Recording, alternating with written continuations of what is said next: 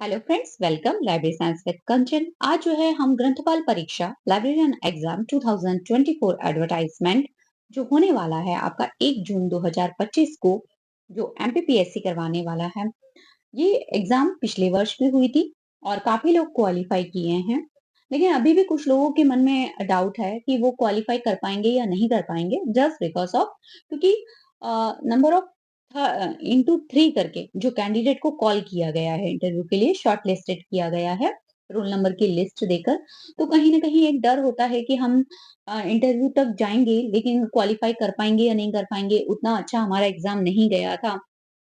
एक तो वो कैटेगरी है जो फिर से एग्जाम देंगे क्योंकि उनका पिछला नहीं अच्छा गया था।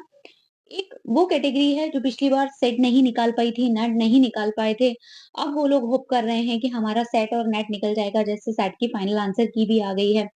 तो वो होप रख रहे हैं कि इस बार हम इस एग्जाम को देंगे ही। तो दोनों ही कैटेगरी जो हैं, उन दोनों के लिए ही बहुत इम्पोर्टेंट है कि सब कुछ पता होने के बाद भी हम फिर से एक बार ये एनालाइज करें कि हमें एग्जाम को कैसे देना है, ताकि जो गलतियां पिछली बार हुई हैं या जिन चीजों से हम रह गए हैं, जिन बातों को हमने नहीं ध्यान में रखा है, हम उन्हें ध्यान में रखकर कैसे जो है अपना सिलेक्शन सिक्योर कर सकें।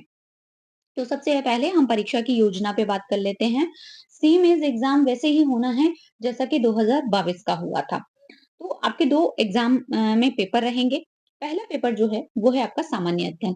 अब यहाँ पे बहुत सारे आउटसाइडर जो राजस्थान से थे, दिल्ली से, छत्तीसगढ़ के बहुत सारे लोग फेल हो गए। मैं नाम नहीं लेना चाहती किसी का। बड़े अच्छे दिग्गज दिग्गज लोग भी मेरे कांटेक्ट में रहे, जिन्होंने मुझे मैसेज किया कि नहीं मैम, हम नहीं क्वालीफाई कर पाए, नहीं निकल पाया। और ये पॉसिबल नहीं है। अगर हम जियोग्राफिकल लोकेशन देखें तो before division of the Chhattisgarh, MP सबसे बड़ा जियोग्राफिकल लोकेशन का राज्य हुआ करता था। अब अगर हम देखें तो वो सेकंड नंबर पे है छत्तीसगढ़ के अलग हो जाने के बाद। रियासतों की बात करें, कल्चर की बात करें, हेरिटेज की बात करें, इमारतों की बात करें, कवियों की बात करें, मेलों की बात करें, तो बहुत लंबा-चौड़ा एक इतिहास आता है। हाँ, राजस्थान के कंपैरिज़न में एमपी का जीके कहीं न कहीं मैं कम मानती हूँ, क्योंकि जितना वास्ट कल्चर, संस्कृति, आक्रमण, रियासतें, वो जितना राजस्थान का है, उसके कंपैरिज़न में अगर हम देखें तो एमपी का उतना नहीं है। आपको 3 या 4 बेसिक रियासतें, क्योंकि आपको एमपीपीएससी डिप्टी कलेक्टर वाली नहीं देनी है। आपको एमपीपीएससी जो सिविल सर्विस है वो नहीं देना है। आपको यहाँ पे 50 क्वेश्चन पूछे जाएँगे और बहुत बेसिक 50 क्वेश्चन पूछे गए थे। जो लोग एमपी से बिलॉन्ग करते हैं उनके लिए तो बहुत आसान था। क्योंकि हम कहीं न कहीं रहते हैं, हमें पता होता है कि यार हमारे स्टेट में क्या हो रहा है। सपोज़ महाराष्ट्र में मुझसे कोई पूछे तो मुझे पता है क्या होता है, वेस्ट बंगाल में मुझसे पूछा जाए तो क्या होता है। अब अगर कोई मुझसे तमिलनाडु या केरल का पूछ ले तो मैं नहीं बता पाऊँगी। तो यही चीज़ हो जाती है कि जो आउटसाइडर थे उनके लिए। तो ये स्पेशली जो है आप सब्जेक्ट में बहुत अच्छा करके आए थे। एमपी के लोग भी इतना अच्छा नहीं करके आ पाए थे, इतना अच्छा आप लोगों ने किया था। लेकिन किसी के 18 क्वेश्चन ही सही हो रहे थे, किसी के 19 क्वेश्चन ही सही हो रहे थे, 20 क्वेश्चन कंपल्सरी आपके सही होने चाहिए थे 40% क्वालीफाइंग के हिसाब से। अब क्या रणनीति बनाई जाए, जो पिछली बार हम रह गए थे, तो इस बार हम 101% क्वालीफाई कर लें। 6 महीने हैं आपके पास। हम ऐसा मान रहे हैं कि अभी कुछ न्यूज़ आई थी कि शायद डेट एक्सटेंड हो सकती है। अगर डेट एक्सटेंड ना भी हो, तो जनवरी आधा निकल चुका है। फरवरी, मार्च, अप्रैल और मई 5 महीने हैं। जून में तो आपका एग्ज़ाम है ही सही। तो इन साढ़े 5 महीनों में आप किस तरह से अपनी रणनीति बनाएँगे कि पहला पेपर भी आप कवर कर लें, चाहे आप एमपी से हैं या एमपी के बाहर से हैं, और एज़ वेल एज़ आप लाइब्रेरी साइंस भी अच्छे से कर पाएँ। नंबर ऑफ क्वेश्चन्स की बात करें तो 50 क्वेश्चन्स हैं। आप टारगेट मान के चलिए कि 25 तो मुझे सही करने ही करने हैं। क्योंकि एक आध डिलीट हो जाता है, गलत हो जाता है, विथड्रॉ हो जाता है, जो भी होता है। तो 20 जो हमारा मिनिमम है, हम उस कैटेगरी में तो आ ही जाएँ। ये आपके इंटू 4 200 मार्क्स के रहेंगे, 1 घंटे का ये आपका रहेगा। देन आपका सेकंड पेपर जो है लाइब्रेरी साइंस वाला, 150 एमसीक्यू इंटू 4 600 मार्क्स, 3 घंटे का ये होने वाला है। इसमें बहुत टाइम बच जाता है, आराम से आपको मिल जाता है, जैसा पिछली बार का मेरे साथ स्टूडेंट्स ने एक्सपीरियंस शेयर किया है। ये आपका हो गया। इंटरव्यू आपका 100 मार्क्स का है, और सबसे बड़ी बात, इंटरव्यू का कोई क्वालिफाइंग क्राइटेरिया नहीं है।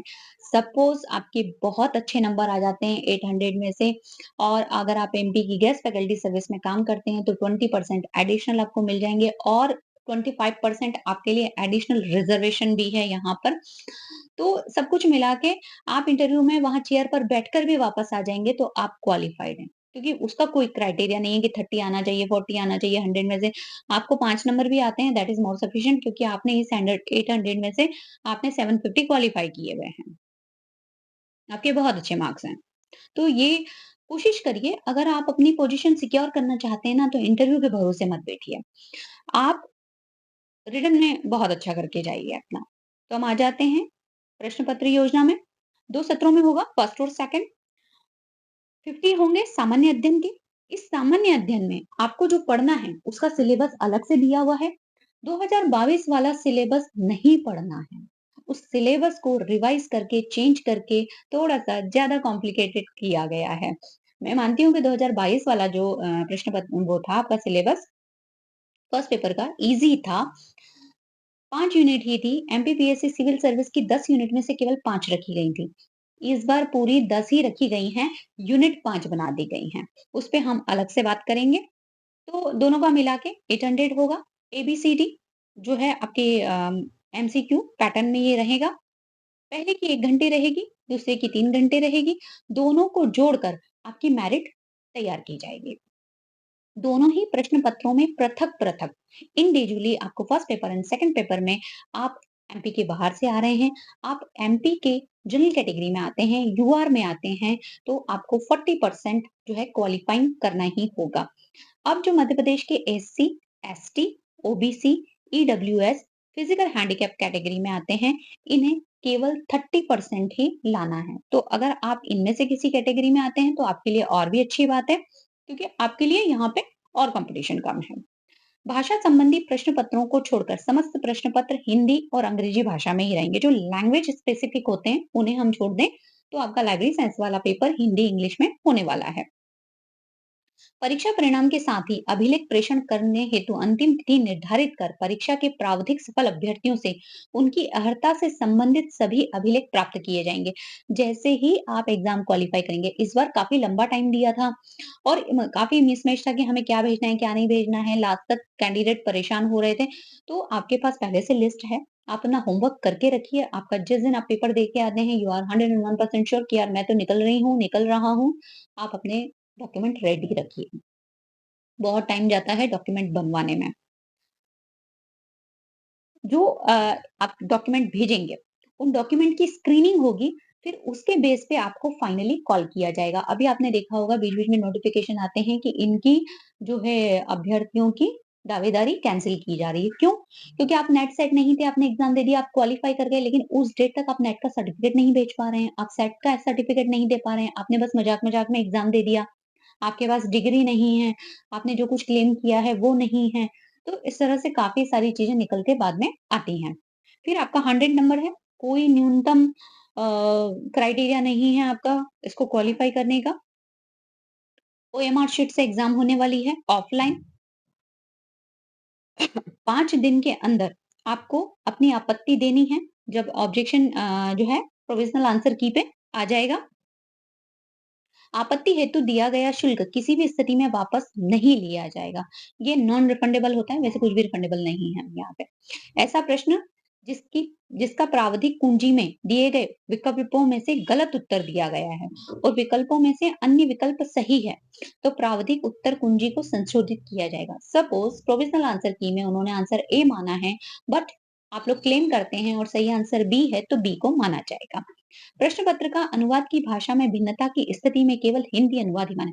अगर ग्रामेटिकल एरर होता है, सेंटेंस एरर हो जाता है या पर्टिकुलर वर्ड मीनिंग एरर हो जाता है या हिंदी और इंग्लिश दोनों से चेंज हो जा रहा है, उसका कॉन्टेक्स्ट ही चेंज हो जा रहा है पूछने पर, तो हिंदी वाले को सही माना जाएगा।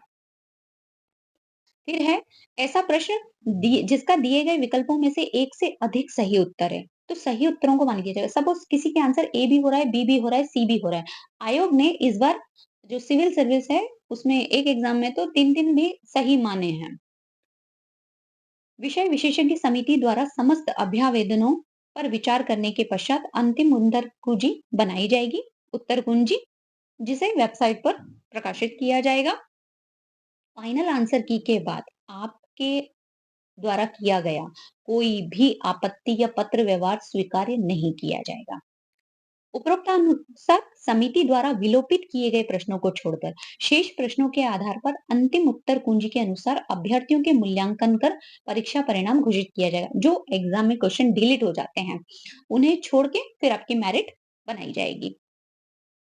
परीक्षा में प्राप्त अंक के गुणानुक्रम के आधार पर विभिन्न प्रवर्गों हेतु विज्ञापित रिक्तियों के अधिकतम 3 गुना इंटू 3 करके जैसे इस बार किया है आपको साक्षात्कार के लिए प्रावधिक सफल घोषित किया जाएगा प्रोविजनल रूप पर।